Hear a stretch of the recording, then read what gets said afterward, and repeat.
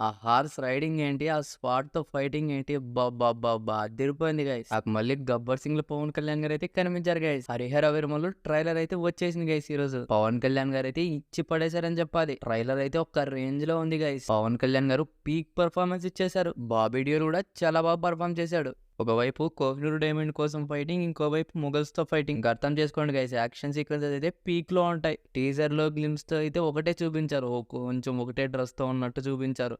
కానీ ఇంత చూపించేసరికి మైండ్ అయితే బ్లాక్ అయిపోయింది గైస్. చాలా బాగుంది ఈ ట్రైలర్ అయితే. ఈ ట్రైలర్‌లో 3 డైలాగ్స్ అయితే పవన్ కళ్యాణ్ గారే రాశారంట.